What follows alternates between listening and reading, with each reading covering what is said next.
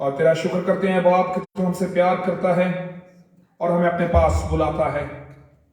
تیرے بیٹے یسوع کے لیے شکر کرتے ہیں جس کے وسیلے سے ہم تیرا گھرانہ اور ایک خاندان ہیں، اور یہاں پر خداوند ہم ایک خاندان کی حیثیت سے جمع ہیں تاکہ ہم تیری عبادت کر سکیں۔ اور خداوند اس بات کے لیے بھی شکر گزاری کرتے ہیں کہ تو نے ہمیں پاک روح کا وعدہ جو تو تیرے بیٹے یسوع نے کیا اس کو ہماری زندگی میں پورا کرتے ہوئے ہمیں پاک روح دیا ہے تاکہ تیرے پاک روح کی رہنمائی میں ہم عبادت کر سکیں۔ خداوند دعا کرتے ہیں کہ اس وقت بھی ہم اپنے آپ کو تیرے پاک روح کے تابع کرتے ہوئے پاک روح کی رہنمائی مانگتے ہیں۔ خداوند تو ہم میں سے ہر ایک کو چھو، خدائے پاک روح تو مسح کر، خدائے پاک روح تو معمور کر، ہمارے دھیان اور خیال تیری طرف لگ جائیں، خداوند کی صلیب کی طرف لگ جائیں، ہمارے ایمان مضبوط ہو جائیں۔ اور خداوند دعا کرتے ہیں کہ دنوی فکریں اور سوچیں یسوع کے نام سے جاتی رہیں۔ اور خداوند آج جتنے لوگ اس عبادت میں دکھ، تکلیف، پریشانی یا بیماری کے ساتھ شامل ہوئے ہیں، تیرے بیٹے خداوند یسوع مسیح کے نام سے آج اس عبادت کے وسیلے سے تسلی، اطمینان اور برکت اور معجزات پائیں۔ خداوند جتنے لوگ آن لائن ہمارے ساتھ شامل ہیں ان کے لیے بھی تیری شکر گزاری کرتے ہیں اور دعا کرتے ہیں خداوند انہیں بھی پاک روح کی معموری دے، پاک روح کا مسح دے، تاکہ آج کی یہ عبادت ہر دیکھنے والے کے لیے اور یہاں پر جتنے آئیں گے ان سب کے لیے برکت کا باعث ہو۔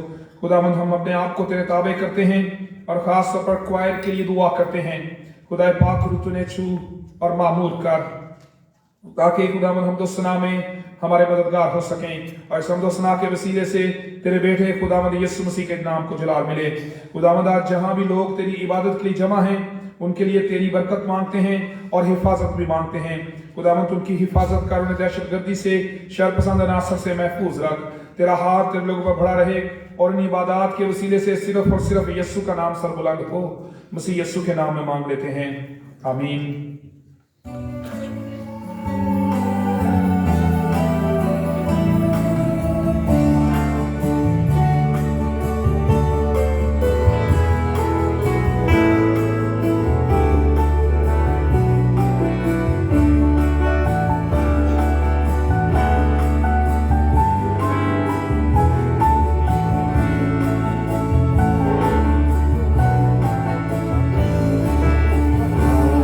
Amen.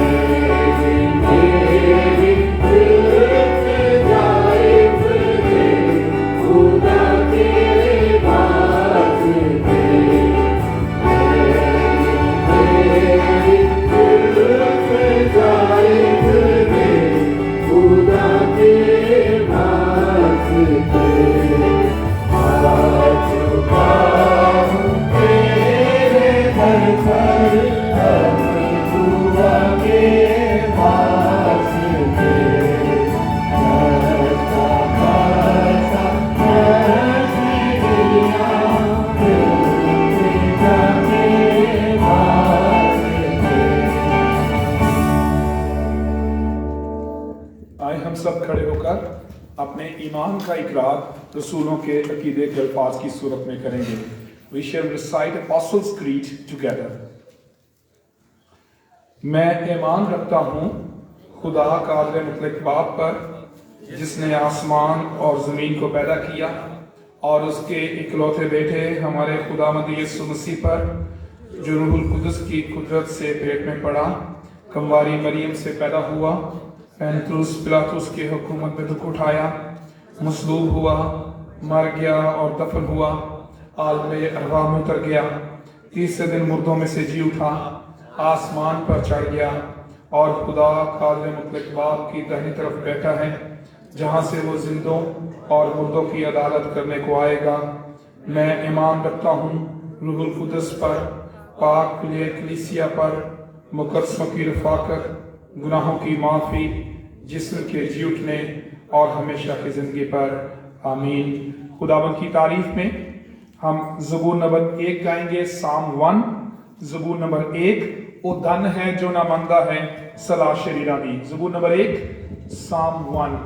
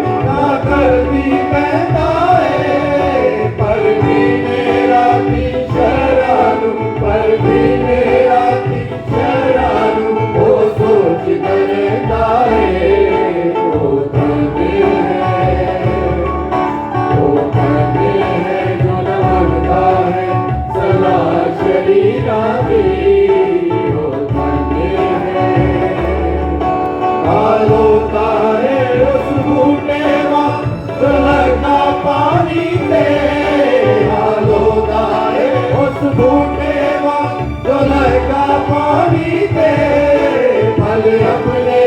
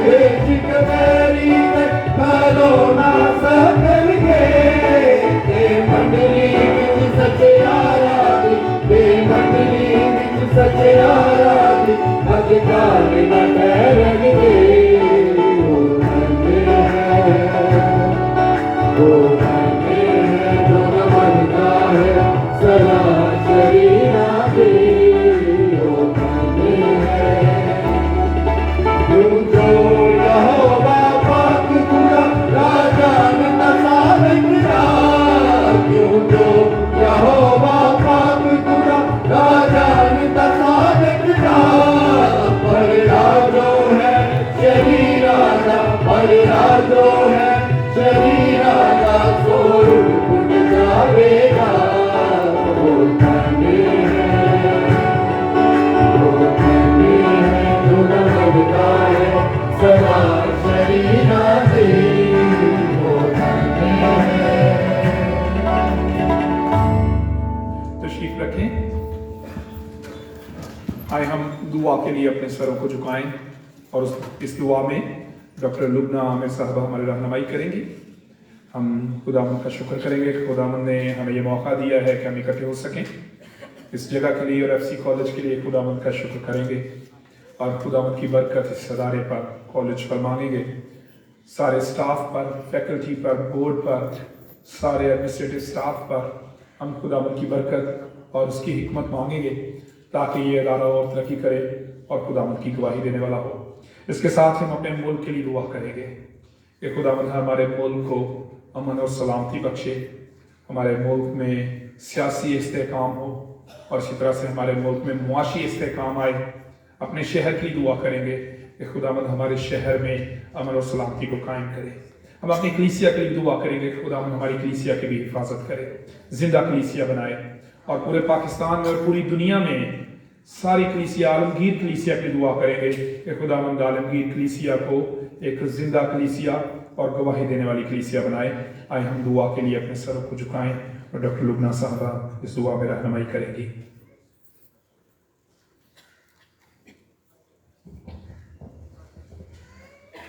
कद्दूस जिंदा जलाली आसमानी बाप, तेरा शुक्र करते हैं कि तूने आज फिर हमें नई सुबह अता फरमाई कि हम तेरे हुजूर हाजिर हो सकें, तेरी इबादत कर सके। है बाप, तेरा शुक्र करते हैं, तेरा शुक्र करते हैं इस जिंदगी जैसी नेमत के लिए जो तूने हमें अता फरमाई है। ऐ खुदावन, हम उनसे बेहतर नहीं जो तुझ में सो गए, लेकिन तूने मुनासिब जाना कि हम इस जमीन पर जिंदा रहें और तेरी हमदो सिताइश करें, तेरी इबादत करें। इस जिंदगी, सेहत, तंदुरुस्ती के लिए तेरा शुक्र करते हैं, तेरा शुक्र करते हैं बाप, जो तूने हमें घराने जैसी नेमत अता फरमाई है। खुदावन, हमारे घरानों पर तेरा हाथ बढ़ा हुआ है, इस बात के लिए तेरा शुक्र करते हैं और तेरा शुक्र करते हैं इस बड़े घराने के लिए, इस कलीसिया के लिए जिसमें खुदावन तूने हमें मुकर्रर किया कि हम मिलकर इबादत कर सके। खुदावन, इस कलीसिया के लिए तेरी बरकत चाहते हैं खुदावन, तेरा हाथ चाहते हैं खुदावन। तू रहम और फजल कर, हम सबको अपने नाम के जलाल के लिए इस्तेमाल कर।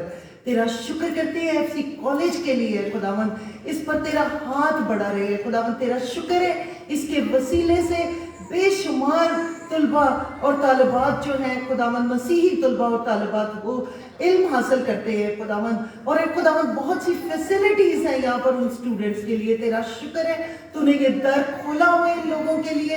और एक खुदावन, तेरा शुक्र करते हैं फैकल्टी और स्टाफ के लिए जिनको एक खुदावन तू इस्तेमाल करता है, एडमिनिस्ट्रेशन के लिए, बोर्ड ऑफ डायरेक्टर्स के लिए, बोर्ड ऑफ गवर्नर्स के लिए, एक एक के लिए खुदावन तेरी बरकत चाहते हैं खुदावन।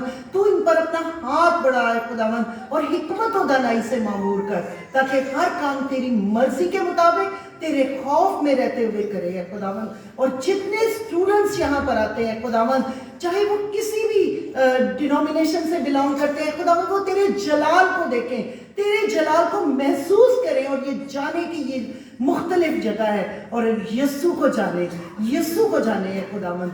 तू रहम और फजल कर अपने मुल्क के लिए खुदावन, तेरे हुजूर से बरकत मांग लेते हैं, यस्सु का लहू लगाते हैं खुदावन। इसके ऊपर सारी बदनमानियां जो है इस मुल्क से यस्सु नाम से जाती रहे, सारी जो है खुदावन इकोनॉमिक अनस्टेबिलिटी है, हर किस्म की जो पॉलिटिकल अनस्टेबिलिटी है, यस्सु नाम से जाती रहे खुदावन। तू अपना हाथ बढ़ा, अपना रहम और फजल इस मुल्क पर कर, इसमें अमन और सलामती कायम हो है खुदावन। यस्सु नाम से अमन और सलामती कायम हो, क्योंकि यस्सु अमन का शहजादा है खुदावन। तू मदद कर ए खुदावन, तू अपनी कलीसिया को, अपने लोगों को इस्तेमाल कर کہ اے खुदावन वो यहाँ पर अमन और सलामती कायम करे।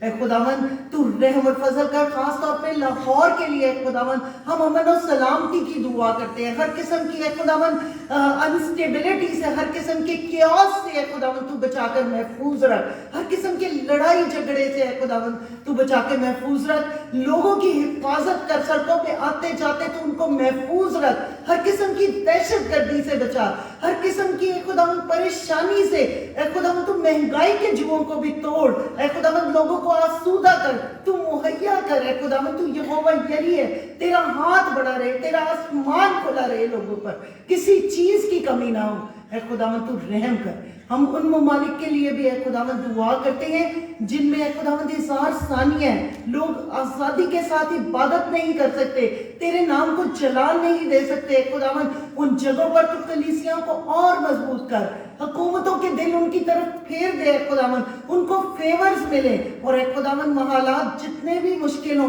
कलीसियाएं ए खुदावन उन पर तेरा हाथ बढ़ा रहे, उनको मजबूत कर, हर चीज को मुहैया कर। ए खुदावन तू अपना आसमान खोल उन पर, और ए खुदावन हर मुश्किल में, हर परेशानी में ए खुदावन तू उनके साथ हो, तू रहम कर, तू उनके लिए आसानियां पैदा कर। ए खुदावन तेरा शुक्र करते हैं अपने सेशन पर, ए खुदावन सारे एल्डर्स पर, क्वायर पर, सारी ए खुदावन जितनी भी यहाँ पे स्टूडेंट्स की बॉडी है, खुदावन विमेन फेलोशिप है, सब पर तेरा हाथ चाहते हैं खुदावन, सबके वसीले तेरे नाम को जलाल मिले।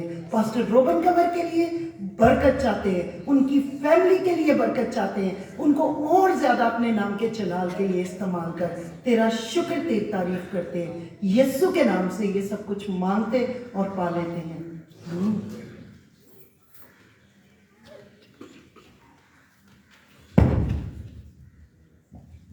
खुदावन की तारीफ में आगे बढ़ते हुए हम ज़बूर 91 गाएंगे, साम 91, खुदा दे पर्दे हेठा जो इंसान रहता है। ज़बूर नंबर 91, ज़बूर नंबर 91, पहला हिस्सा, खुदा दे पर्दे हेठा जो इंसान रहता है।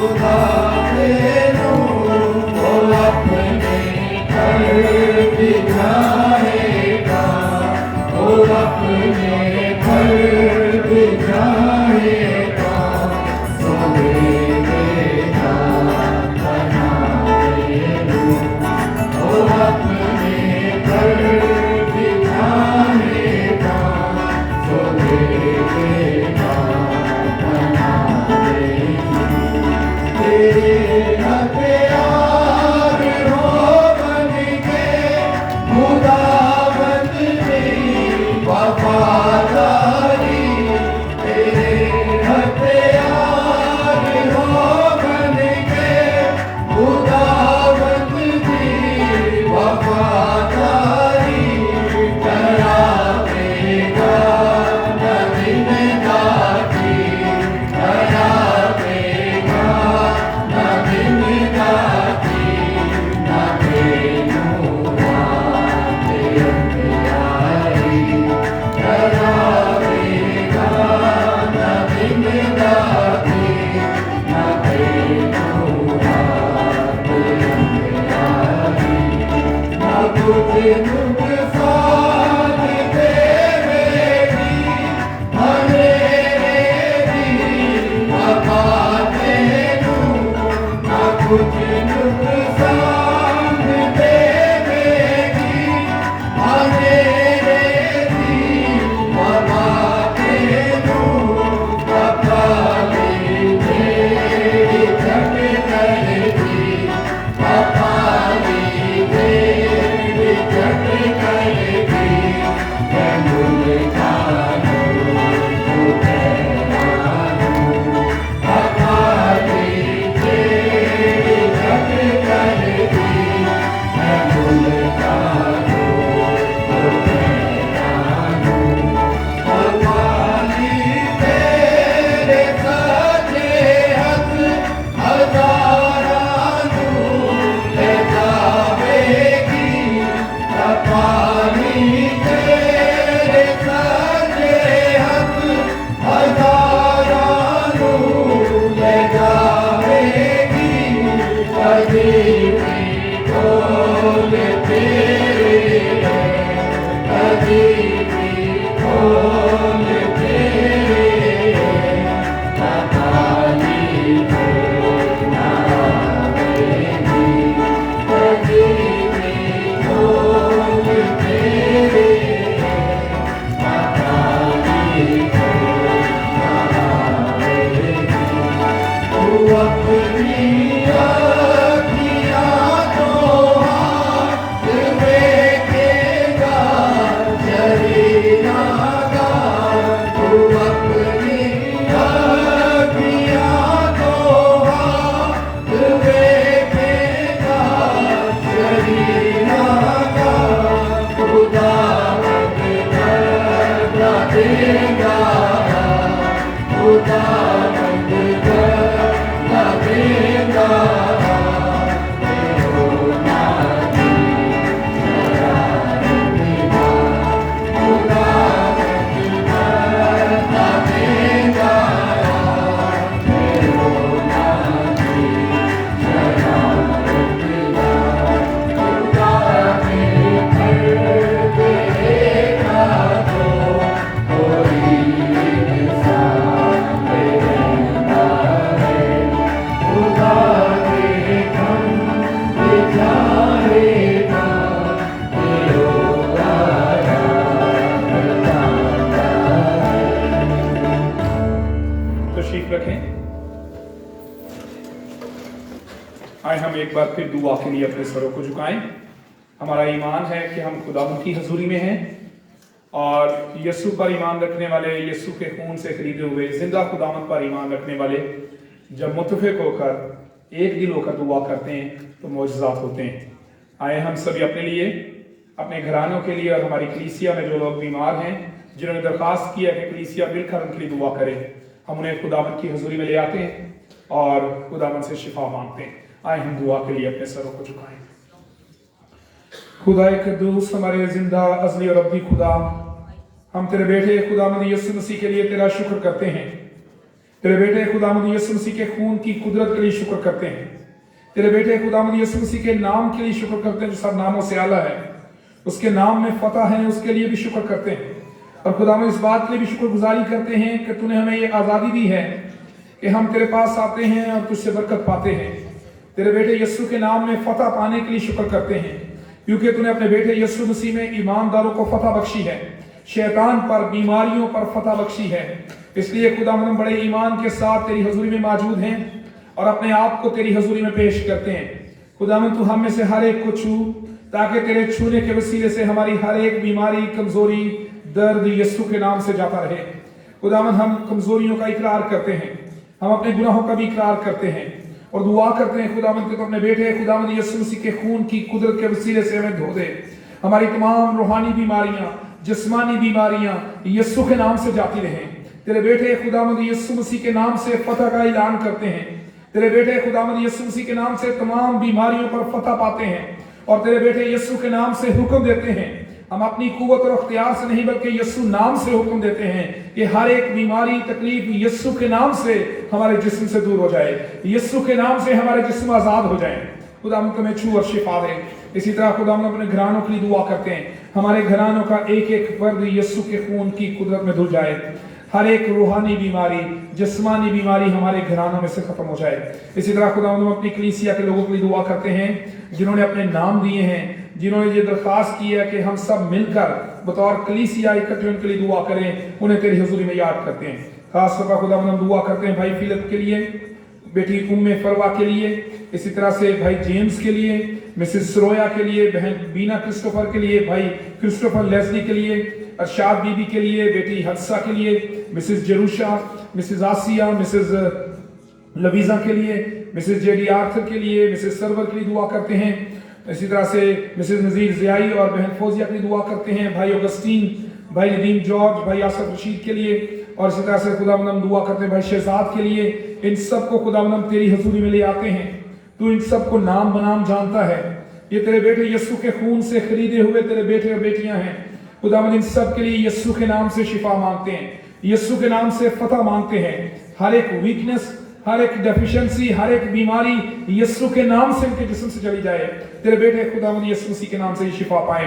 खुदावंद दुआ करते हैं हमारी कलीसिया में जो बे औलाद जोड़े हैं, तेरे बेटे खुदावंद यीशु मसीह के नाम से उन्हें औलाद की बरकत मिले। तेरा फजल उन पर हो, तूने छू और अपनी मेरास उन्हें दे। तू रहम कर खुदावंद, उनकी जिंदगी में मौजज़ा कर। खुदावंद हम सबको वबाई अमराज से महफूज रख। खुदावंद खास तौर पर लेंट सीजन के दौरान हम तेरी मदद मांगते हैं ताकि तेरी मदद और रहनुमाई में हम हर किस्म के रूहानी आजमाइशों पर गालिब आने वाले हो सकें और रूहानी बीमारियों से शिफा याब हो जाएं। यीशु के नाम में मांग लेते हैं, आमीन। इस वक्त हम क्वायर से गीत सुनेंगे जो कि खास तौर पर तैयार किया गया और आप ज़रूर मेरी दरख्वास्त है कि आप भी उनके साथ मिलकर गाएं ताकि खुदावंद की हमदो सना में आप लोग भी शामिल हो सकें।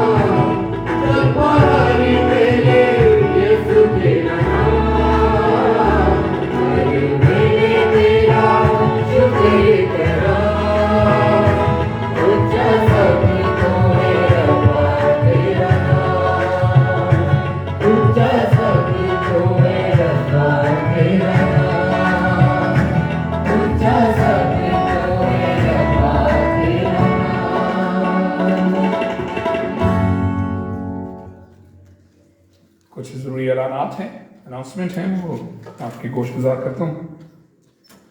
اس لینٹ سیزن کے دوران ہر جمعے کی شام کو 5 بجے ہماری عبادت چیپل میں ہوتی ہے، اور آپ سب لوگوں کے لیے ایک خوبصورت موقع ہے کہ ہم ہفتے میں ایک بار اتوار کو تو خداوند کی حضوری میں آتے ہیں، لیکن ایک اور موقع ہے جب ہم اکٹھے مل کر خداوند کی عبادت کر سکتے ہیں، خاص طور پر روزوں کے ایام میں جب ہم خداوند کی رفاقت میں بڑھنے کا موقع پاتے ہیں، تو اس میں یہ ایک بڑا خوبصورت موقع ہے، وقت ہے کہ ہم سبھی جمعے کی شام کو عبادت میں 5 بجے چیپل میں جمع ہوں تاکہ ہم سبھی اکٹھے مل کر عبادت کر سکیں۔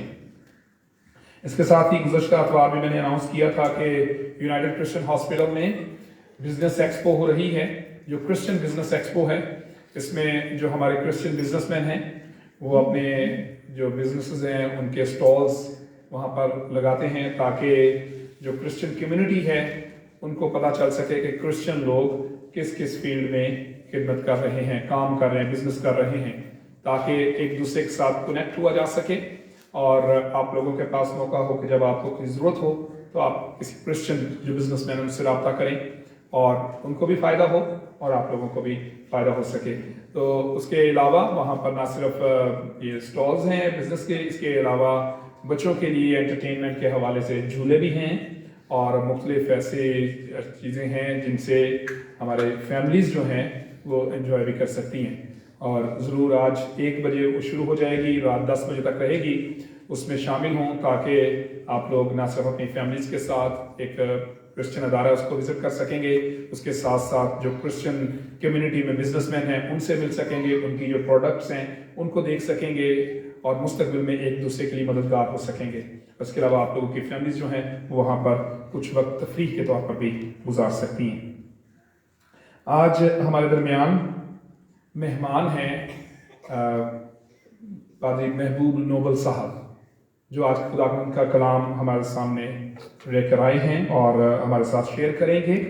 اور پادری محبوب نوبل صاحب میرے استاد بھی ہیں، سیمنری میں وزٹنگ لیکچر کے طور پر پڑھانے کے لیے آتے رہے ہیں، اور church of Scott land Glasgow میں ویسٹ کرک میں بطور پاسبان خدمت سر انجام دے رہے ہیں۔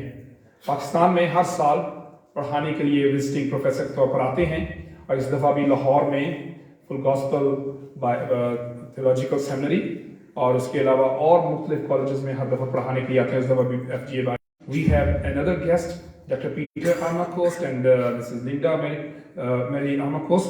They both are with us. We welcome you, and I also welcome you on behalf of the session and congregation. We are very happy to have both of you with us. And I would request Mrs. Dr. Maureen Christie to present bouquet to Dr. Peter Armacost and Mrs. Linda Mary Armacost. Can you both come forward, and somebody can come there, please. Dr. Peter Armacost کو بارے میں آپ سے زیادہ تر لوگ جانتے ہیں کہ he was the first rector of Common Christian College University، اور کالج کو جب واپس آیا اس کے بعد جو حالت تھی اور یہاں تک پہنچانے میں بہت بڑا کنٹریبیوشن ہے، اور بہت محنت کے ساتھ ڈاکٹر پیٹر آرماکوسٹ نے کالج کو یہاں تک پہنچایا ہے۔ Is it difficult for you to come on the stage? Yeah, you can stay there. Dr. Maureen Christie will present you bouquet.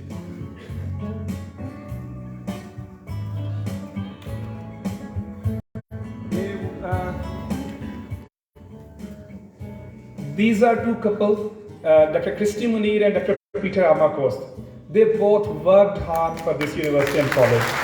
انہوں نے اکٹھے کام کیا اس کالج کے لیے، ڈاکٹر کرسٹی منیر نے اور ڈاکٹر پیٹر آرماکوسٹ نے۔ ان دونوں کی محنت سے آج ہم اس کالج کو بہت آگے دیکھتے ہیں، لیکن اس خوبصورت ادارے کے، اس ترقی یافتہ کالج کے پیچھے بہت سے لوگوں کی خدمات ہیں جن کو لیڈ ڈاکٹر کرسٹی منیر اور ڈاکٹر پیٹر آرماکوسٹ کر رہے تھے۔ Thank you doctor Peter آرماکوسٹ and میری Linda, thank you very much for being with us. اور اس وقت ہمارے درمیان پادری محبوب نوبل بھی ہیں، جو میرے ٹیچر بھی ہیں، خدا کے خادم بھی ہیں، اور چرچ آف اسکاٹ لینڈ میں گلاسگو میں خدمت سر انجام دے رہے ہیں۔ ان کو بھی میں دعوت دوں گا کہ وہ سامنے آئیں اور اس وقت میں درخواست کروں گا پادری بی ایم اسلم صاحب سے کہ وہ آئیں اور بکے پیش کریں.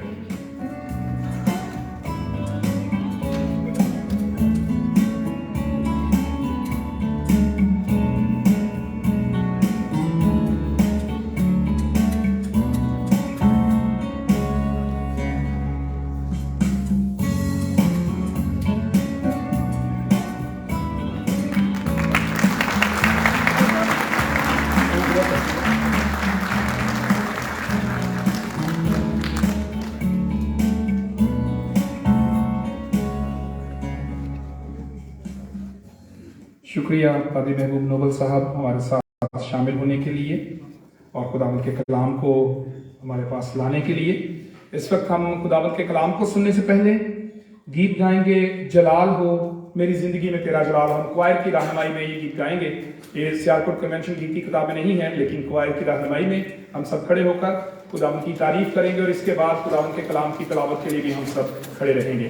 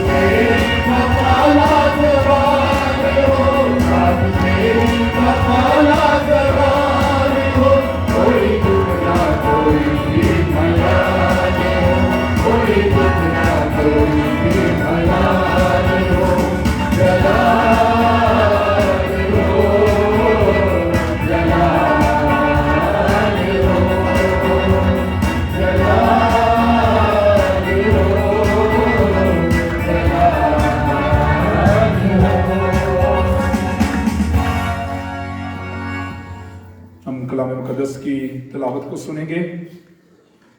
मुक़द्दस मत्ती रसूल की मार्फत लिखी गई अंजील उसका 5वां बाब उसकी 43वीं आयत से लेकर 48वीं आयत तक। Gospel of Matthew chapter 5 versus 43 to 48।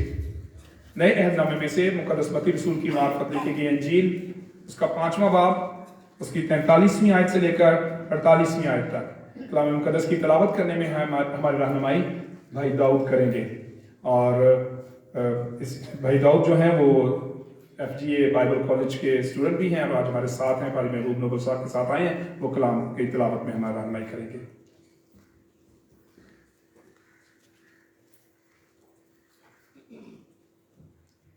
तुम सुन चुके हो कि कहा गया था कि अपने पड़ोसी से मोहब्बत रख और अपने दुश्मन से अदावत। लेकिन मैं तुमसे ये कहता हूँ कि अपने दुश्मनों से मोहब्बत रखो और अपने सताने वालों के लिए दुआ करो, ताकि तुम अपने बाप के जो आसमान पर है बेटे ठहरो, क्योंकि वो अपने सूरज को बदों और नेकों दोनों पर चमकाता है और रास्तबाजों और नाराजों दोनों पर मींह बरसाता है। क्योंकि अगर तुम अपने मोहब्बत रखने वालों ही से मोहब्बत रखो तो तुम्हारे लिए क्या अजर है, क्या महसूल लेने वाले भी ऐसा नहीं करते? और अगर तुम फ़कत अपने भाइयों ही को सलाम करो तो क्या ज़्यादा करते हो? क्या गैर कौमों के लोग भी ऐसा नहीं करते? बस चाहिए कि तुम कामिल हो जैसा तुम्हारा आसमानी बाप कामिल है। आमीन। तशरीफ रखें। मेरी दरख्वास्त है काजी महबूब नोबल साहब से कि वो आएँ और खुदावंद के कलाम को हमारे साथ बांटें।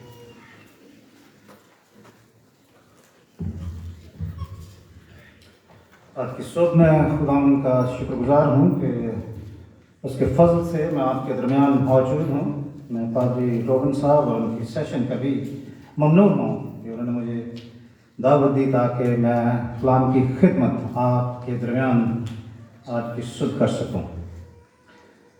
अगर आपके पास कलाम मुक़द्दस का नुस्खा मौजूद है तो आप कलाम मुक़द्दस के नुस्खे को खोले रखें ताकि हम मिलकर खुदावंद के कलाम से जो उसने आज की सुबह हमारी ज़िंदगियों के लिए दिया है पढ़ सकें, सुन सकें और देख सकें। मुझे ये बताया गया है कि आप पहाड़ी वाज में से खुदावंद के कलाम को सीखने की कोशिश कर रहे हैं और मेरी ये कोशिश होगी कि मैं उसी में से आपके साथ चंद चीज़ें बांट सकूं। मत्ती के इंजीली बयान में 5 बयानात हमें मिलते हैं। 5 मेजर डिस्कोर्सेस। पहला जो डिस्कोर्स है इसे मॉरल और एथिकल डिस्कोर्स कहा जाता है। दूसरा डिस्कोर्स है जिसे रसालती या मिशनल डिस्कोर्स के नाम से जाना जाता है। तीसरा डिस्कोर्स है जिसे पैराबोलिक डिस्कोर्स या तमासीली बयान कहा जाता है। चौथा डिस्कोर्स है जिसे एक्लेसियोलॉजिकल डिस्कोर्स के नाम से जाना जाता है और ये एक्लेसियाई निज़ामत के ताल्लुक से इसमें बातें मौजूद हैं। पांचवा और आखिरी डिस्कोर्स है एस्केटोलॉजिकल डिस्कोर्स, जो आखिरी ज़माने के ताल्लुक से या आमदे सानी का बयान इसे कहा जाता है। हर बयान अगरचे अपने अंदर एक इकाई है, लेकिन ये आपस में इस तरह से जुड़े हुए हैं कि इनको अलग अलग करके पढ़ना या समझने की कोशिश करना अक्लमंदी की बात नहीं होगी। कहा जाता है कि ये 5 बयानात शरीयत की किताबों की नौयत पर या उसके इजहार के लिए मत्ती के इंजील बयान में मौजूद हैं। मत्ती के 5 बयानात बादशाही के कवानीन, मुनादी, तरबीज, नशो नमा और बादशाही के पूरे तौर पर आने का बयान करते हैं। मत्ती यीशु मसीह को खुदा का बेटा और बादशाह पेश करते हुए जाहिर करता है कि उसे बादशाही करने, शफा देने, तालीम देने और अदालत करने का इख्तियार है। आज का मतन पहले बयान यानी पहले डिस्कोर्स से लिया गया है। मत्ती के 5वें बाब के बारे में मशहूर एथियस्ट बर्टन रसल ने कहा था कि अपने दुश्मन से मोहब्बत यह मसीही असूल बहुत अच्छा है, इसके खिलाफ कोई इतराज नहीं उठाया जा सकता, मसवाए इसके कि अमली तौर पर इसे अपनाना इंतहाई मुश्किल है। मत्ती के 5वें बाब में जो मुआद मौजूद है, इसे इकट्ठा पढ़ने, इसे तोड़कर पढ़ने की नहीं बल्कि इकट्ठा पढ़ने की गर्ज से तहरीर किया गया है। इसके 6 तदरीसी हिस्से हैं और हर हिस्से को अगर आप गौर से पढ़ें तो हर हिस्से को तुम सुन चुके हैं या तुम सुन चुके हो के अल्फाज से शुरू किया गया है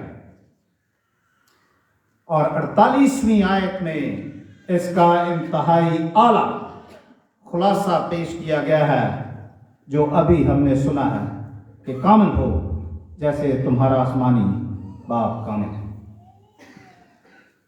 आज के मतन के ताल्लुक से जो खुशखबरी के किरदार को अपने अंदर समोए हुए है, मैं 3 बातें आपकी खिदमत में रखना चाहता हूं।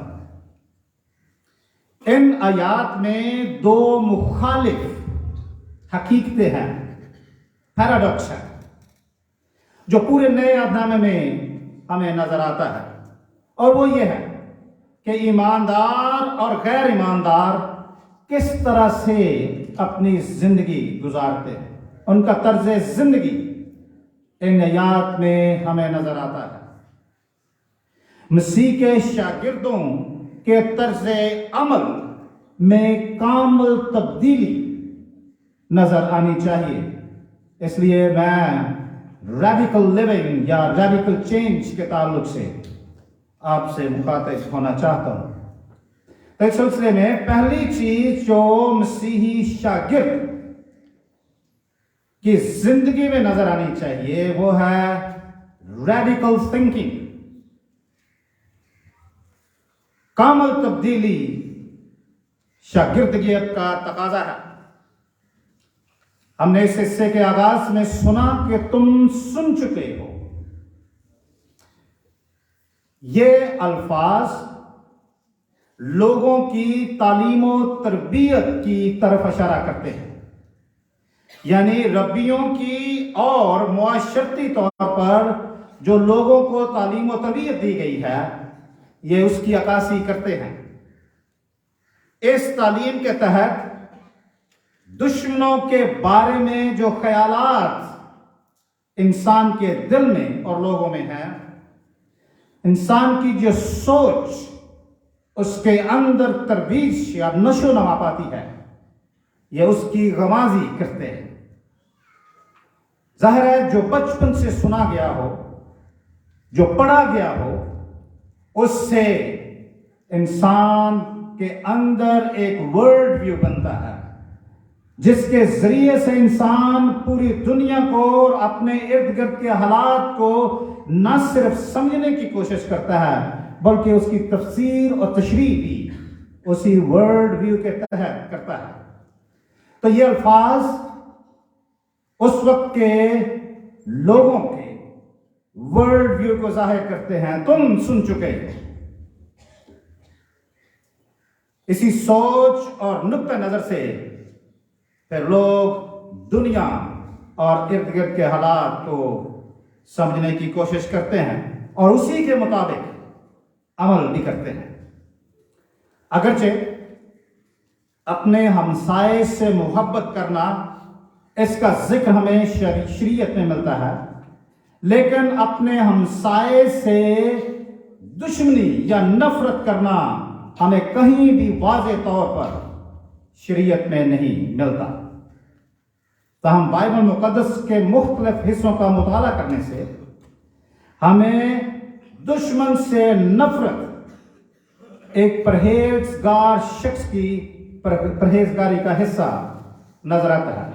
مثال کے طور پر زبور کی کتاب ہے، اس کا 139واں زبور 21ویں اور 22ویں آیت میں اس طرح سے لکھا ہے، اے خداوند، کیا میں تجھ سے عداوت رکھنے والوں سے عداوت نہیں رکھتا، اور کیا میں تیرے مخالفوں سے بیزار نہیں ہوں؟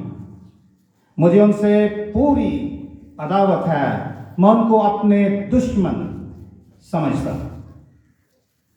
اسی طرح سے یہودی ایک گروہ تھا جسے اسینی گروہ کے نام سے جانا جاتا ہے، وہ ان لوگوں سے جو عہد میں شامل نہیں تھے، عہد سے باہر تھے، نفرت پر زور دیتے تھے۔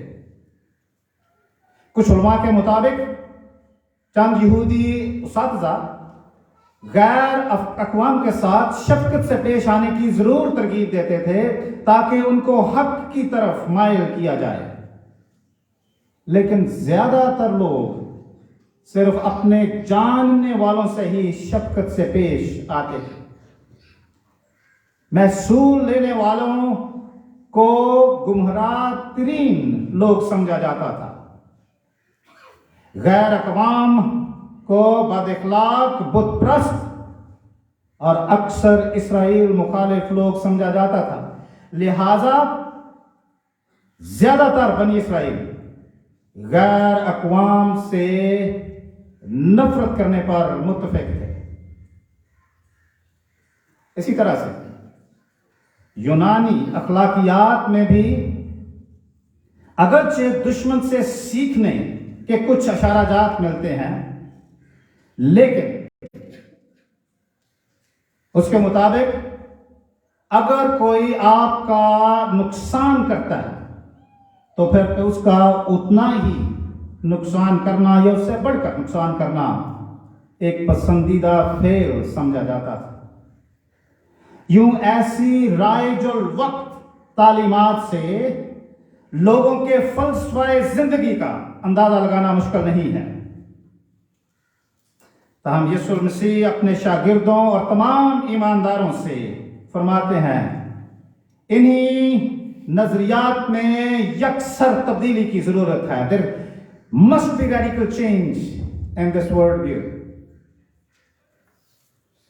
پالوس رسول یسوع مسیح کی اس نظریاتی فکر یا سوچ میں تبدیلی کی تلقین کرتے ہوئے رومیوں کے نام کے خط میں ایمانداروں کو یوں لکھتا ہے، کہتا ہے، پس آئے بھائیو، میں خدا کی رحمتیں یاد دلا کر تم سے التماس کرتا ہوں کہ اپنے بدن ایسی قربانی ہونے کے لیے نذر کرو جو زندہ اور پاک اور خدا کو پسندیدہ ہو، یہی تمہاری معقول عبادت ہے۔ اور اس جہان کے ہم شکل نہ بنو، بلکہ عقل نئی ہونے کے ساتھ اپنی صورت بدلتے جاؤ تاکہ خدا کی نیک اور پسندیدہ اور کامل مرضی تجربے سے معلوم کرتے رہو۔ پالوس کی یہ نصیحت کہ زندہ قربانی بعد میں آنے والی تمام باتوں کا اعادہ کرتی ہے۔ خدا کے لیے زندہ قربانی یہ ہے کہ ایماندار اس جہان کے ہم شکل نہ بنے، اپنے ارد گرد کے ماحول اور تعلیمات اور رویوں سے متاثر ہو کر ویسے رویے اختیار نہ کریں۔ یہاں لفظ دنیا سے مراد زمانے کی سوچ ہے، یعنی زمانے کی سوچ خدا کی اور اس کے کلام کی سوچ کے مخالف عمل کرتی ہے۔ بے ایمانی کی حالت میں ہم فطری طور پر دنیا کے ہم شکل ہیں۔ بطور ایماندار اب ہم اس دنیا کے ہم شکل نہیں ہیں، لہذا ہمیں دنیا کی سوچ اور نظریات سے بھی علیحدگی اختیار کرنا ہے۔ ہم تاریکی کی بادشاہی سے نکل کر خدا کے بیٹے کی پرنور بادشاہی میں داخل ہو چکے ہیں، لہذا دنیا کے ہم شکل بننے کی بجائے ہمیں تبدیل شدہ سوچ سے نئے بنتے جانا ہے۔ یہ بڑی دلچسپ بات ہے کہ پولس کہتا ہے کہ یہ تبدیلی سوچ اور ذہن کے نئے بننے سے وقوع پذیر ہوتی ہے۔ سوچ اور ذہن میں تبدیلی مسیحی زندگی گزارنے کی کلید ہے، کیونکہ مسیحی زندگی کا آغاز بھی ذہن کے بدلنے سے ہوتا ہے۔ انجیل کی خوشخبری یا مسیحی انجیل گناہ گاروں کو توبہ کرنے اور یسوع مسیح کی پیروی کرنے کی بلاہٹ ہے، یہ دعوت ہے، اور اس کا آغاز توبہ سے ہوتا ہے۔ اب اسے بہت سے لوگ جانتے ہوں گے تو توبہ کے لیے لفظ میتانویا جو ہے اس کا مطلب ہی ذہن اور سوچ کی تبدیلی ہے، ڈائریکشن کی تبدیلی ہے۔ ہماری پرانی سوچ اور غیر مسیحی رویوں سے پھر کر نئے انداز سے خدا کے نقطہ نظر سے سوچنا سیکھنا ہے۔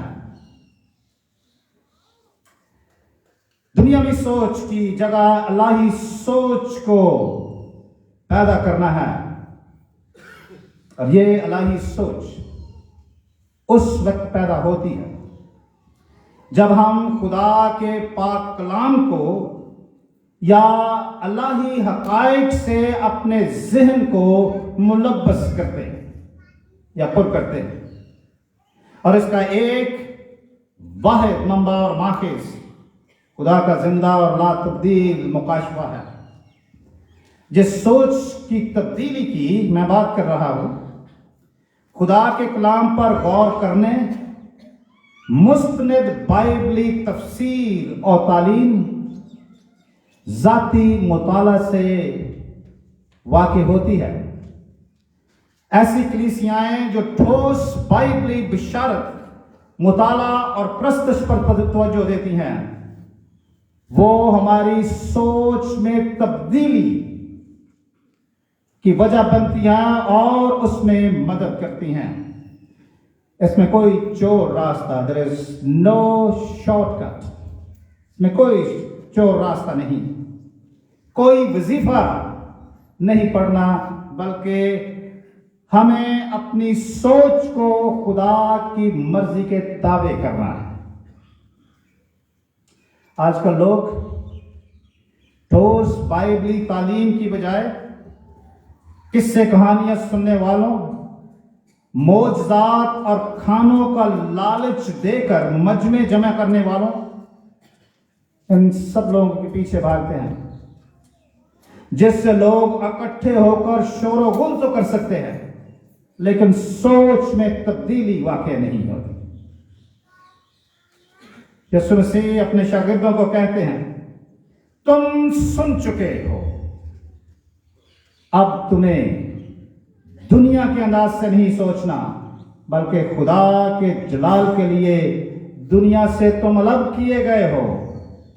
تمہیں کلام مقدس کی حقیقی تعلیم کو اپنانا ہے۔ کیوں؟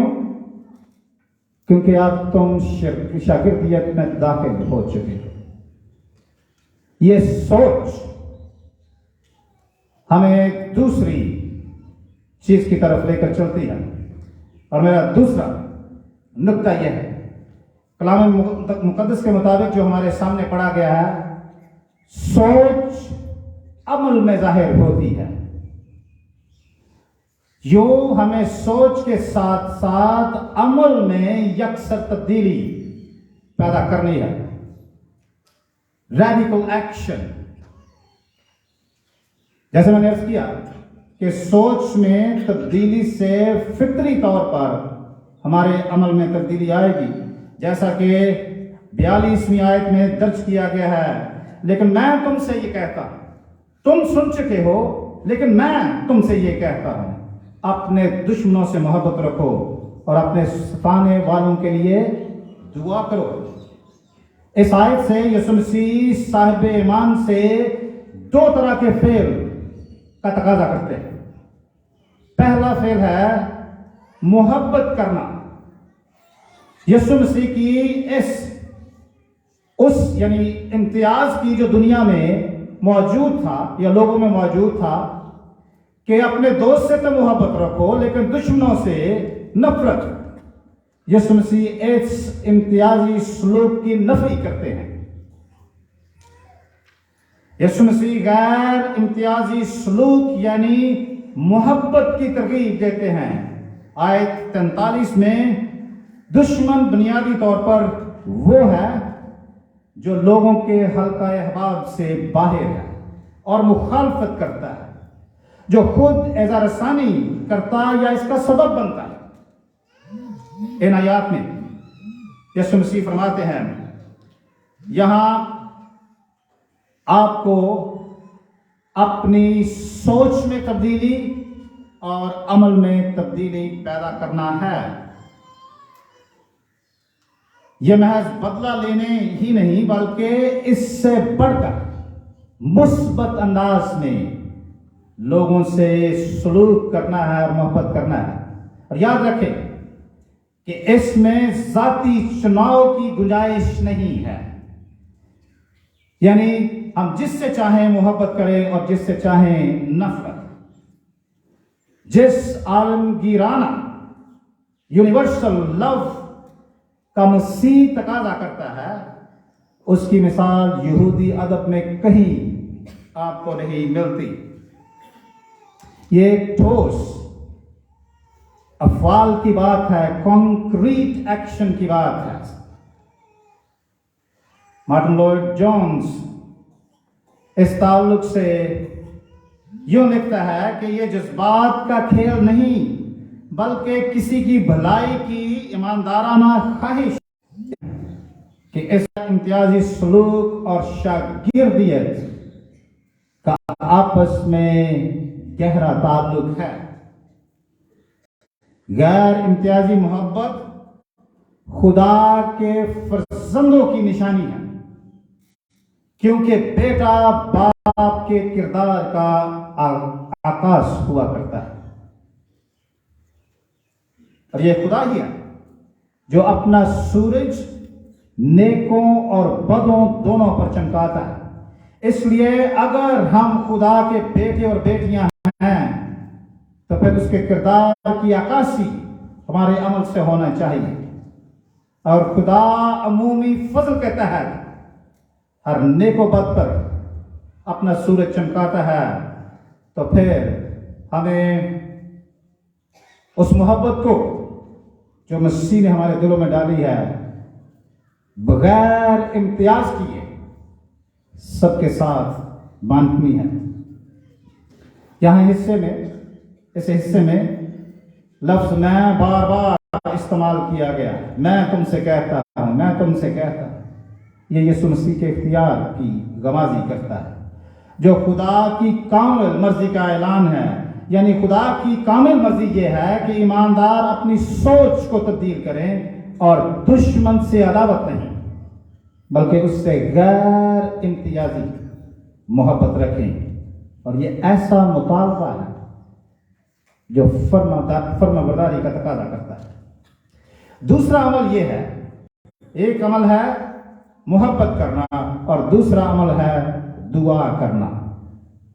اب دشمن سے غیر امتیازی محبت کے اظہار کا ایک عملی ثبوت یہ ہے کہ ہم ان کے لیے دعا کریں۔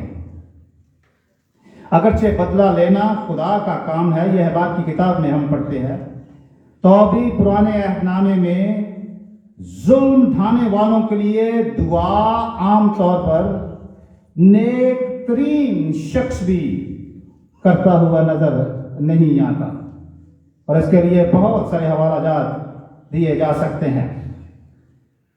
یہاں میں اس بات کا اعتراف کرنا چاہوں گا کہ ایماندار کے لیے بھی ان لوگوں کے لیے جو رنگ و نسل اور ایمان की बुनियाद पर दूसरों से नाइंसाफी करते, उन्हें ज़हनी और जिस्मानी अजियत पहुंचाते हैं, जो आगे चलकर मुआशरती, मुआशी और सियासी इम्तियाजी सलूक का सबब बनती है, ऐसे लोगों के साथ शफकत से पेश आना कोई आसान काम नहीं है। न ही उनके लिए दुआ करना कोई इतना आसान काम है। बहरहाल ईमानदारों के लिए यीशु मसीह का हुक्म कि दुश्मनों से मोहब्बत करना हमारे इन दो अमाल की बुनियाद है।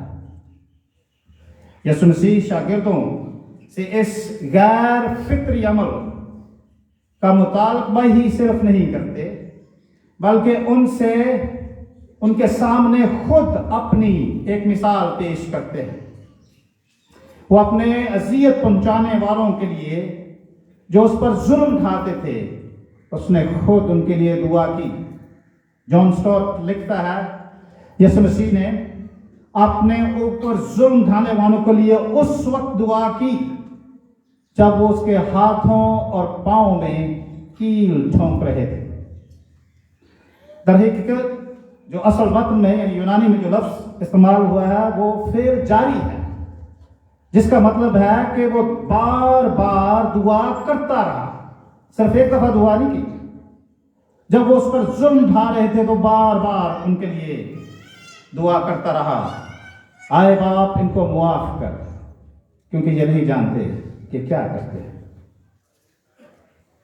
अगर मसलूबियत जैसी अजियतनाक सलूक के बावजूद खुदावंद यीशु मसीह अपने दुश्मनों के लिए दुआ करने से नहीं रुकते, तो हमारे लिए कौन सी ऐसी अजियत या मुश्किल हो सकती है जो हमें अपने दुश्मनों के लिए दुआ करने से रोक सकती है। और फिर इन याद में यीशु मसीह 5वें बाब का खुलासा पेश करते हैं। ये चीजें हमें क्यों करनी चाहिए, इसकी बुनियादी वजह और लॉजिक क्या है। तो वो कहते हैं, कामिल बनो जैसे तुम्हारा आसमानी बाप कामिल है। ये अल्फाज बस चाहिए कुछ तर्जुमों में का मतलब है कि ऊपर दिए गए जो असूलात हैं उनका मकसद ईमानदारों के वो अपने आसमानी बाप की तरह कामल बनने में मदद करता है। अब कामल बनने का जब लोग पढ़ते हैं तो कभी कभी लोग मुझसे भी सवाल करते हैं। वो कहते हैं जी किस तरह मुमकिन है कि कोई शख्स कामिल हो, जब इंसान है तो कामलियत कहां मुमकिन है। लेकिन याद रखना चाहिए कि जो अल्फाज यहां पर इस्तेमाल हुए हैं उनका मानी है मुकम्मल होना, पूरा होना, बालिग होना, जिसमें रहीम होने का पहलू भी शामिल है। जैसे लूका अपने इंजीली बयान के में कहता है कि जैसा तुम्हारा बाप रहीम है तुम भी रहम दो।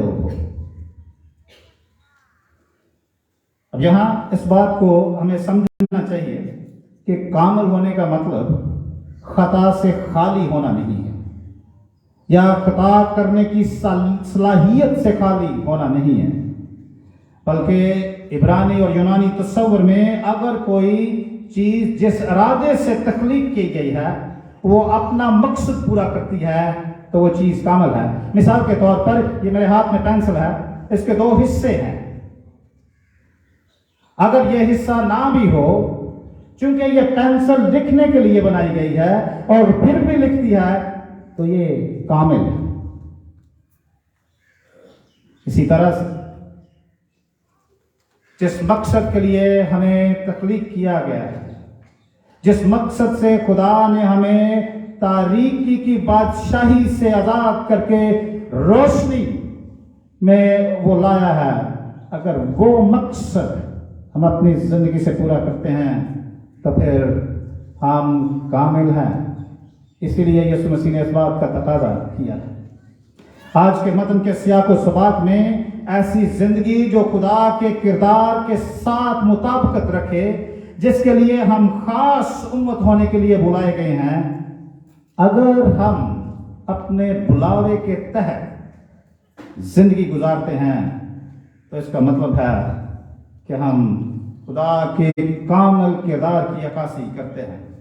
پالوس رسول اسی طرح سے افسیوں کے نام کے خط میں لوگوں کو تلقین کرتا ہے، کہتا ہے پس میں جو خداوند میں قیدی ہوں تم سے التماس کرتا ہوں کہ جس بلاوے سے تم بلائے گئے ہو اس کے لائق چلو، یعنی کمال فروتنی اور حلم کے ساتھ تحمل کر کے محبت سے ایک دوسرے کی برداشت کرو، اور اسی کوشش میں رہو کہ روح کی یگانگی صلح کے بند سے بنی رہے۔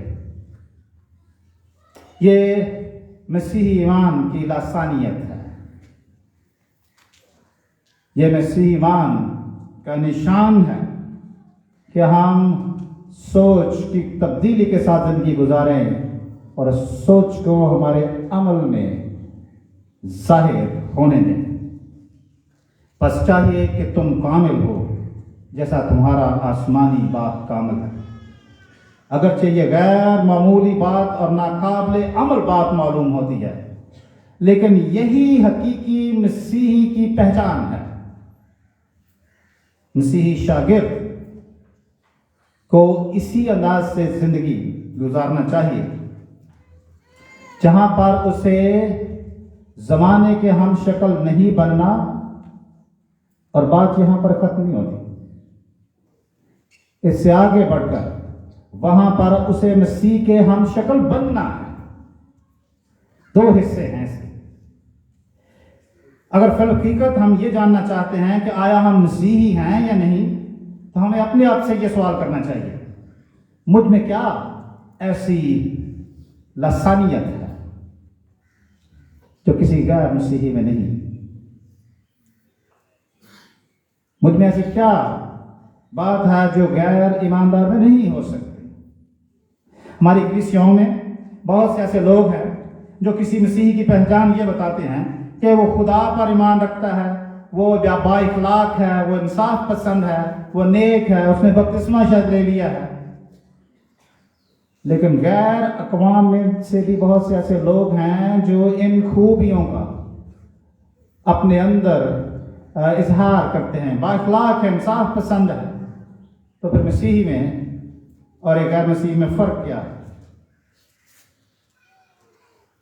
مسیحی وہ ہے جو خدا کی مانند راست بازی کا بھوکا اور پیاسا ہے، جو ہر وقت بھلائی کرنے کا خواہاں رہتا ہے۔ لہذا مسیحی کے لیے محض کچھ فرائض ادا کرنا راست بازی نہیں، بلکہ اس کا دل خدا کے دل کے ساتھ سنک ہے، ملا ہوا ہے۔ آج کے صبح میں خلاصے کے طور پر یہ کہنا چاہتا ہوں کہ بدقسمتی سے ان آیات میں موجود پیغام ہم پوری انجیل کے سیاق و سباق میں نہیں دیکھتے۔ یسوع مسیح پرانے عہد نامے کی تفسیر و تشریح آسمانی بادشاہی کی روشنی میں کر رہے ہیں۔ ان دیٹ کانٹیکسٹ یسوع مسیح کے مطابق خدا کی بادشاہی کا تصور اتنا خوبصورت، پر امید اور اتنا شاندار ہے کہ اس سے ہمارے دلوں میں شادمانی ہونی چاہیے، ہمارے دل شادمانی سے بھر جانے چاہیے۔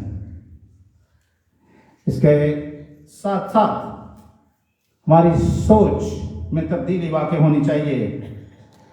اکثر اوقات ہماری انا بہت جلد خطرے میں آ جاتی ہے، لہذا ہم جب کسی سے بات کرتے ہیں اور پھر تحقیر محسوس کرتے ہیں، یا کوئی ہمیں سلام نہیں کرتا، ہمیں پسند نہیں کرتا یا نظر انداز کرتا ہے، تو فطری طور پر ہمارا رد عمل یہ ہوتا ہے کہ ہم بھی اس شخص سے کنارہ کرتے ہیں اور ایکسٹریم سچویشنز میں ان سے نفرت کرنا شروع کر دیتے ہیں۔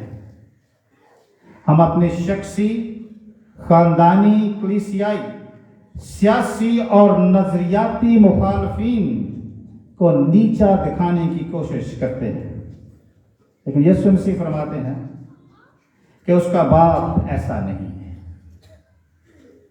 वो नेक और बद दोनों पर सूरज चमकाता है। तो अगर हम खुदा के बेटे और बेटियां हैं तो फिर इसी तरह के रवैये हमें इख्तियार करने हैं। इसलिए जैसा खुदा ने मसीह के वसीले हम पर फजल किया है, उसी तरह हम पर यह लाजिम है कि हम पुरफजल जिंदगियां गुजारें। फजल व मोहब्बत को खुदा की बादशाही में रास्तबाजी का नया स्टैंडर्ड समझना चाहिए और इस पर अमल करने की कोशिश करनी चाहिए। हम सब जानते हैं कि हम कमज़ोर हैं, हम खता करते हैं, लेकिन खूबसूरत बात यह है, यूहन्ना कहता है कि जिस शख्स को अपने गुनाह का इदराक है, अपनी कमज़ोरी का इदराक है, वो उसको छुपाए ना बल्कि उसका इकरार करे, और खुदा मुआफ़ करने में सच्चा और आदल है। आएँ हम अपनी अपनी ज़िंदगियों पर गौर करें कि कौन सी ऐसी रकावटें हैं जो हमारे अंदर खुदा का किरदार ज़ाहिर करने में हायल हैं। वो ना मुआफ़ करने की रूह हो सकती है, नफ़रत और कुदूरत हो सकती है, धोखाधड़ी और लालच, हवस, ऐसी बहुत सी चीज़ें हो सकती हैं। क्या हमें अपनी सोच को तब्दील करना चाहिए या ज़रूरत है? क्या हमारे अफ़ाल मसीह के हम शक्ल होने की गमाजी करते हैं? आइए हम अपने सरों को झुकाएं और इन चीज़ों पर गौर करें। खुदावंद आप सबको बरकत बख्शे। आमीन। आइए हम दुआ करें। खुदा कद्दूस, हम इकरार करते हैं अपनी कमज़ोरियों का, अपनी तमाम उन बातों, आदत और खामियों का जिसमें हम इस जहान के हम शक्ल हैं। हम भी दुनिया की मानद बनते हैं, दुनिया हम पर असर करती है। खुदाबंद, इंसान होते हुए हमारे लिए मुश्किल है कि हम इस दुनिया के असर से निकल सकें, लेकिन खुदाबंद ये नामुमकिन नहीं है, क्योंकि तेरे बेटे खुदाबंद यीशु मसीह ने इंसान होते हुए हमारे लिए एक खूबसूरत नमूने को पेश किया है। उसने अपने सताने वालों के लिए, तकलीफ देने वालों के लिए दुआ की, माफ किया है। खुदाए पाक रूह, हम अपने आप को तेरी हुजूरी में पेश करते हैं और दुआ करते हैं कि तू हमारी मदद कर। जितने लोग खुदावंद हम यहाँ पर मौजूद हैं, हम में से हर एक के साथ हो, हमारी रहनुमाई कर, ताकि हम भी अपने सताने वालों के लिए दुआ कर सकें, अपने मुखालिफों से मोहब्बत कर सकें, अपने दुश्मनों के लिए दुआ कर सकें। खुदावंद तू हमारे साथ हो, एक एक को छू खुदावंद, हमारे दिलों को नरम कर।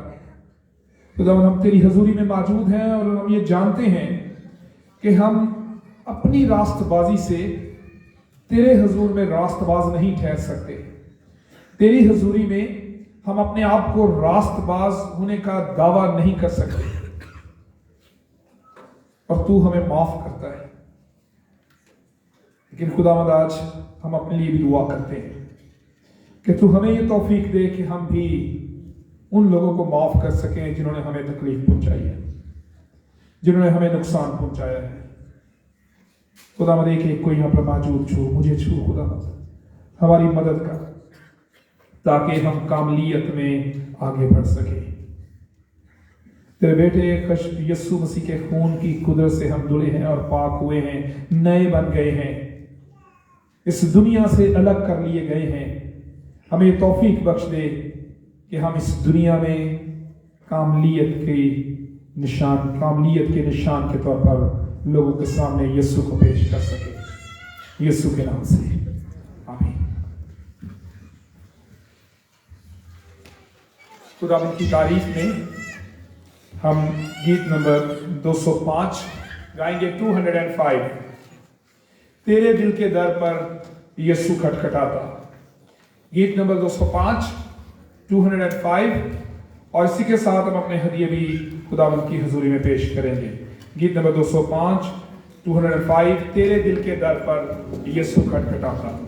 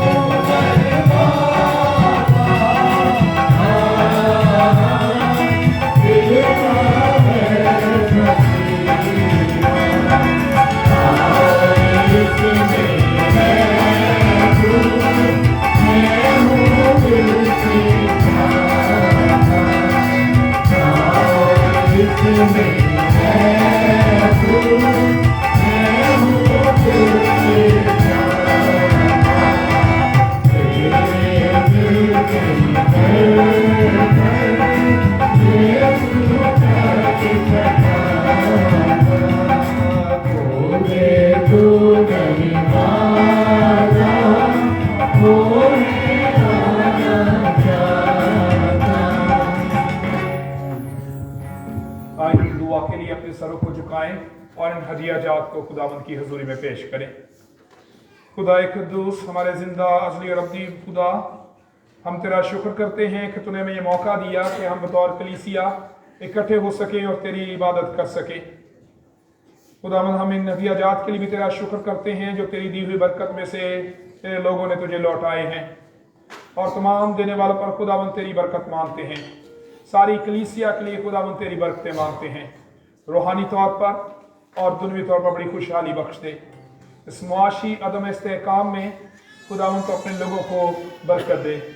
मुआशी अदम इस्तेहकाम से, मुआशी परेशानियों से, बेरोजगारी से खुदावंद अपने लोगों को निकाल और बड़ी बरकतें दे। ईमान में बड़ा मजबूत कर ताकि रूहानी तौर पर भी खुशहाली हो। और खुदावंद दुआ करते हैं हमारी कलीसिया को कौमी सतह पर खुदावंद यीशु मसीह की मुनादी के लिए, खुशखबरी के फैलाव के लिए कसरत से इस्तेमाल कर। खुदावंद हम सबके साथ और इस हफ्ते को हमारे लिए मुबारक ठहरा। हमारी हिफाजत और निगरानी कर, हमें बीमारियों से, हादसा से महफूज रख। और इन रोज़ों के अयाम में खुदावंद हमें तौफीक बख्श दे कि हम अपनी ज़िंदगियों से, अपने किरदार से तेरे बेटे खुदावंद यीशु मसीह की गवाही दे सकें। इन रोज़ों में हम तेरे करीब रह सकें, तेरे पास आ सकें और तेरी रफाकत में बढ़ सकें और तुझसे बरकत पाएं। मसीह यीशु के नाम में मांग लेते हैं, आमीन।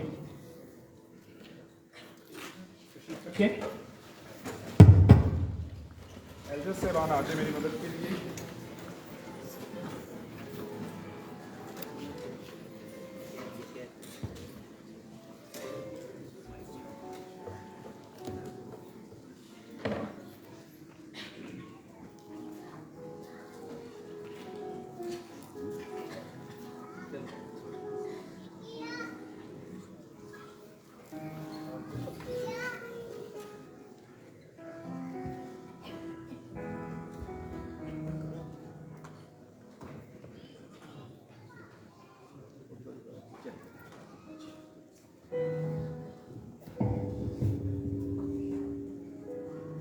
क्योंकि ये बात मुझे खुदावंद से पहुंची और मैंने तुमको भी पहुंचा दी कि खुदावंद यीशु ने जिस रात को पकड़वाया गया, रोटी ली और शुक्र करके तोड़ी और कहा, ये मेरा बदन है जो तुम्हारे लिए है, मेरी यादगारी के वास्ते यही किया करो। इसी तरह उसने खाने के बाद प्याला भी लिया और कहा, ये मेरे खून में नया अहद है, जब कभी पियो मेरी यादगारी के लिए यही किया करो। क्योंकि जब कभी तुम ये रोटी खाते हो, इस प्याले में से पीते हो, तो खुदावंद की मौत का इजहार करते हो जब तक वो ना आए। इस वास्ते जो कोई नामुनासिब तौर पर खुदावंद की रोटी में से खाए या उस प्याले में से पिए, वो खुदावंद के बदन और खून के बारे में कसूरवार होगा। बस आदमी अपने आप को आजमा ले और इसी तरह उस रोटी में से खाए और इस प्याले में से पिए, क्योंकि जो खाते पीते वक्त खुदावंद के बदन को ना पहचाने, वो इस खाने पीने से सजा पाएगा। आए हम दुआ के लिए अपने सरों को झुकाएं और खुदावंद की मेज पर आने के लिए खुद को तैयार करें। ऐ रहीम खुदावंद, हम अपनी रास्तबाजी पर नहीं बल्कि तेरी गुनाह और बड़ी रहमतों पर भरोसा करके तेरी इस मेज के पास आने की जुर्रत करते हैं। हम तो इस लायक भी नहीं कि जो टुकड़े तेरी मेज पर से गिरते हैं वो चुने, लेकिन तू वो खुदावंद जिसका खासा हमेशा रहम फरमाना है। इसलिए ऐ करीम खुदावंद ये बख्श कि हम तेरे अजीज बेटे खुदावंद यीशु मसीह का गोश्त इस और से खाएं, उसका खून इस वजह से पिएं कि हमारे गुनाह आलूदा बदन उसके बदन से पाक साफ किए जाएं और हमारी रूहें उसके नहायत बेशकीमत खून से धोई जाएं और वह हम में और हम उसमें हमेशा बसें। खुदावंद इस होस्टिया के लिए और इस शीरे के लिए भी तेरी बरकत मांगते हैं, तो अपने बेटे खुदावंद यीशु मसीह के नाम से इनकी तकदीस कर, ताकि खुदावंद इनको खाने के वसीले से और इस शीरे को पीने के वसीले से खुदावंद यीशु मसीह की मौत का इजहार अपनी जिंदगी से कर सकें और एक नई जिंदगी के साथ यहाँ से वापस लौट सकें। मसीह यीशु के नाम में आमीन।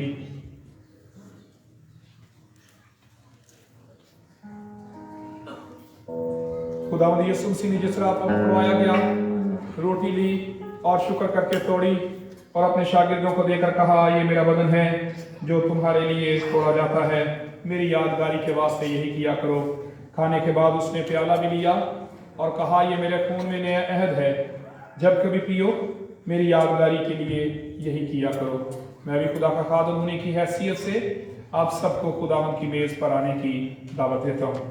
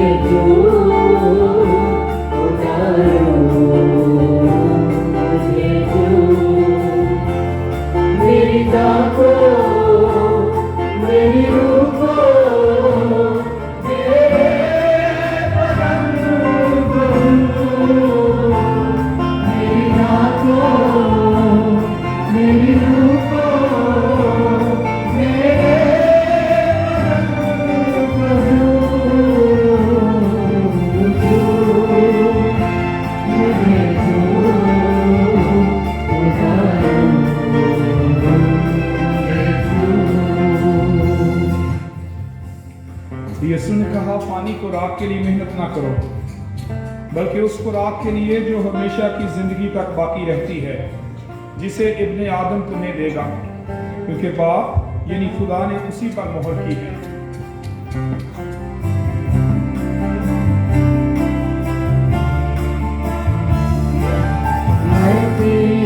तुम्हारे जैसे हाथों से अपने सवारे, धरती को तुम्हारे जैसे हाथों से अपने सवारे, यूं ही करामे खुदावन ढूंढे हमें और निखारे, यूं ही करामे खुदावन ढूंढे हमें और निखारे, मुझे खुदायो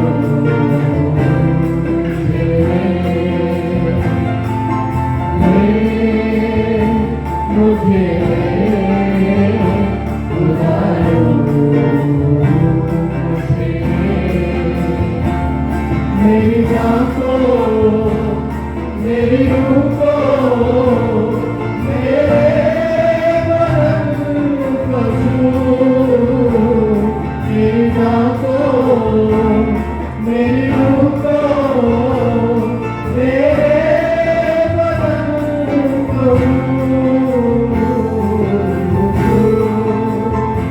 मुझे खुदायो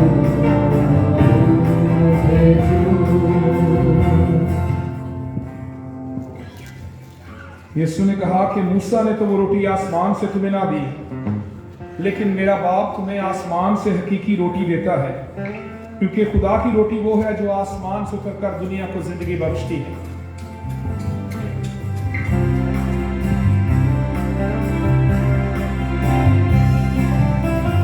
दूध की देश खुदा की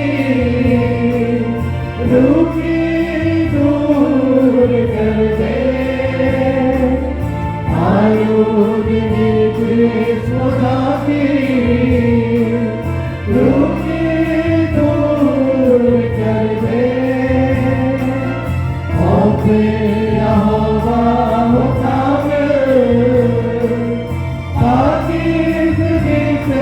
तू भर दे, और फिर यहोवा होगा से तू भर दे, मुझे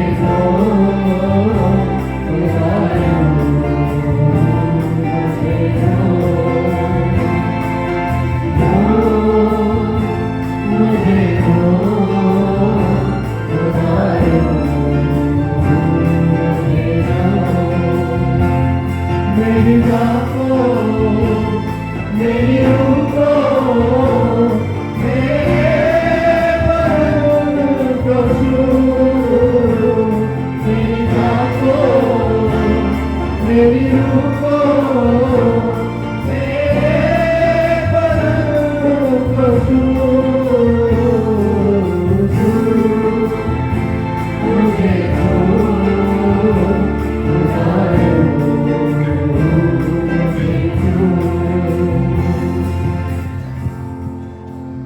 यीशु ने उनसे कहा जिंदगी की रोटी मैं हूं, जो मेरे पास आए वो हरगिज भूखा ना होगा, और जो मुझ पर ईमान लाए वो कभी प्यासा ना होगा।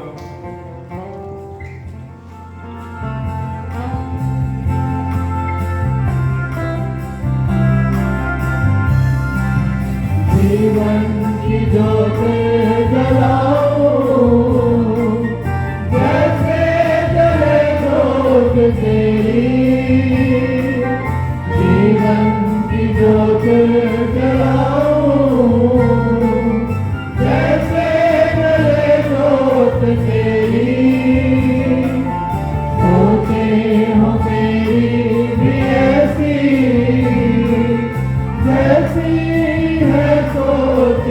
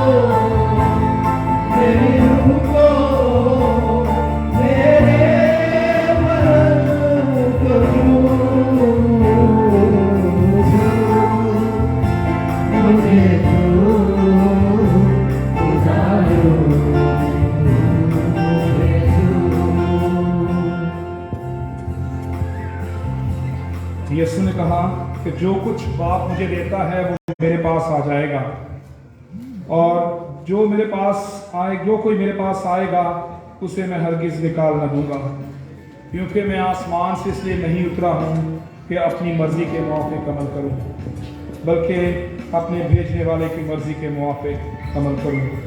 और मेरे भेजने वाले की मर्जी ये है कि जो कुछ उसने मुझे दिया है मैं उसमें से कुछ खो ना दूँ, बल्कि आखिरी दिन उसे फिर जिंदा करूँ।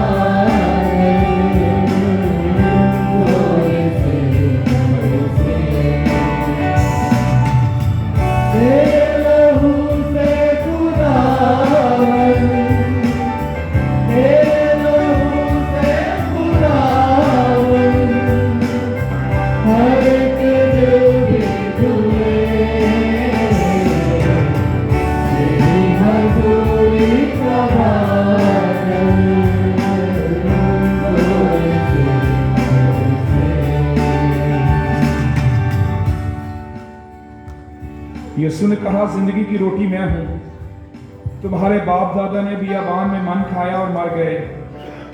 ये वो रोटी है जो आसमान से उतरती है, ताकि आदमी उसमें से खाए और ना मरे।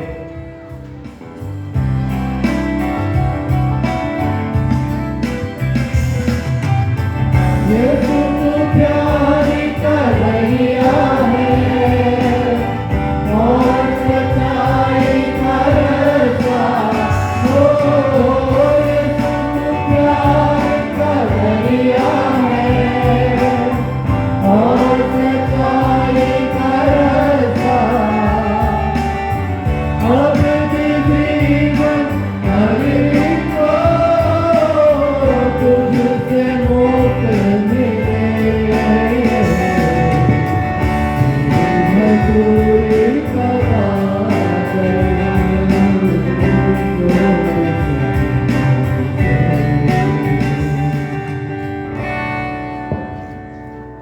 यीशु ने कहा, मैं हूं वो जिंदगी की रोटी जो आसमान से उतरी।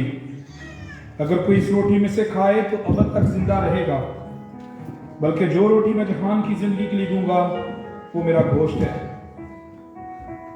यीशु ने कहा, मैं तुमसे सच कहता हूं कि जब तक तुम इब्ने आदम का गोश्त ना खाओ और उसका खून ना पियो, तुम में जिंदगी नहीं।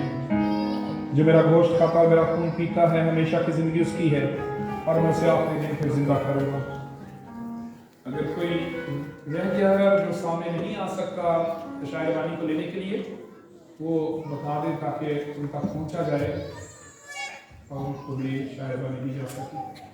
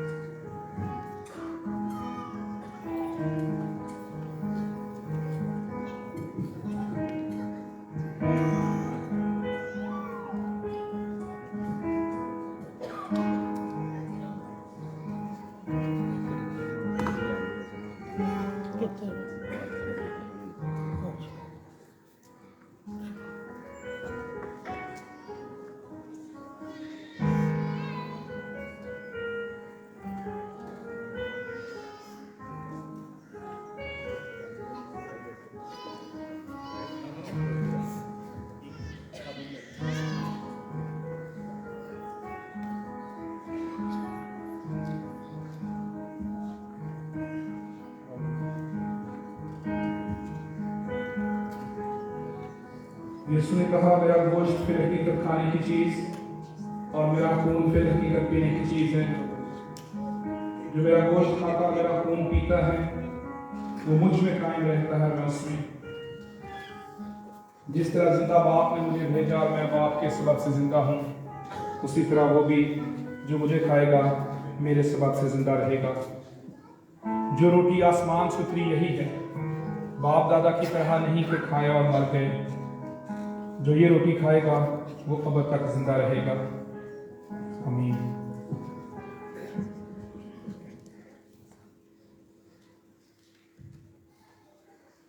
आए हम दुआ के लिए अपने सरों को झुकाएं और शुक्रगुजारी की दुआ करें।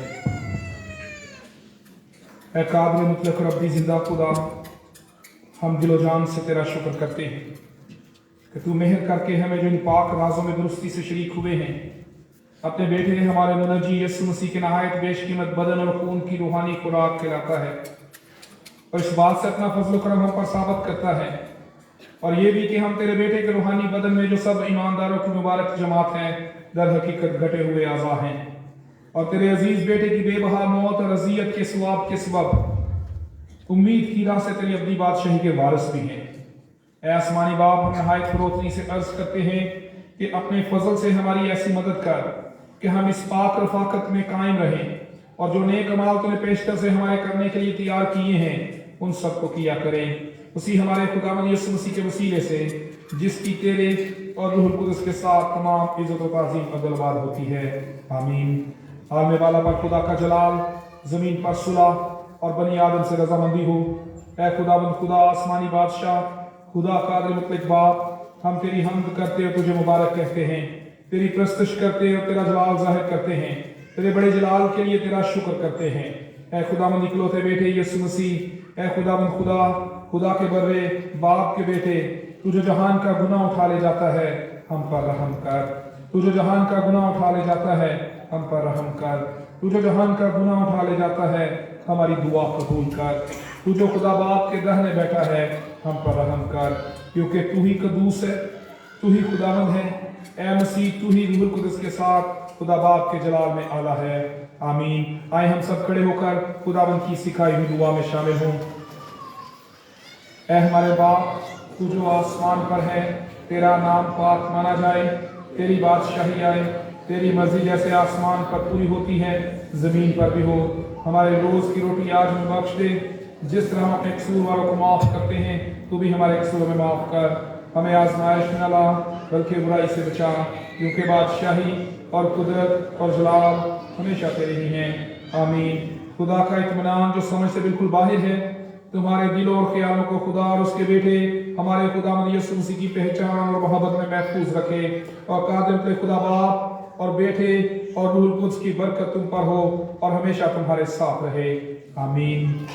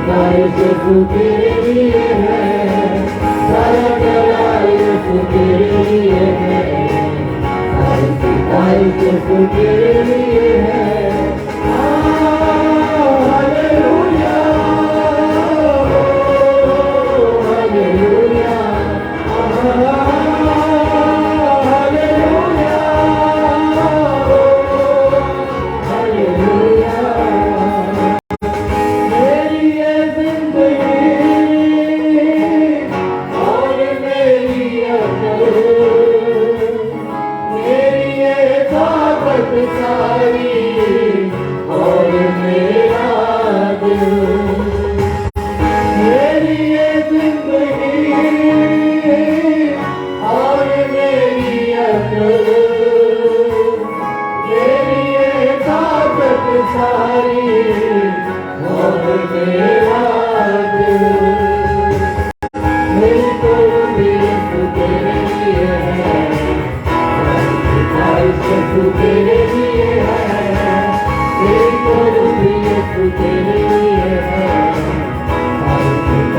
यीशु तेरे लिए है।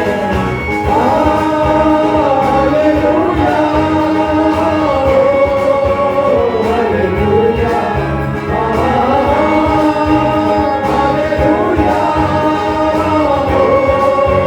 हालेलुया। लश्करों के खुदा तू मेरा खुदा, मेरी कुव्वत का चश्मा, तू है जिंदा खुदा। लश्करों के खुदा तू मेरा खुदा, मेरी कुव्वत का चश्मा, तू है जिंदा खुदा।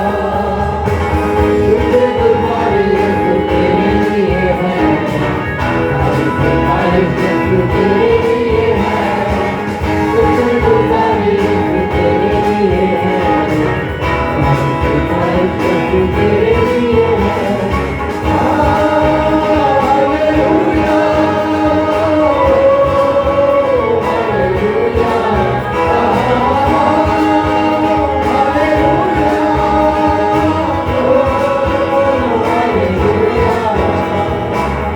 बादशाहों का यीशु तू बादशाह, सारी कौमें मानेगी तुझको कामिल खुदा। बादशाहों का यीशु तू बादशाह, सारी कौमें मानेगी तुझको कामिल खुदा। बादशाही यीशु तेरे लिए है, तारीफ यीशु तेरे लिए है। बादशाही यीशु तेरे लिए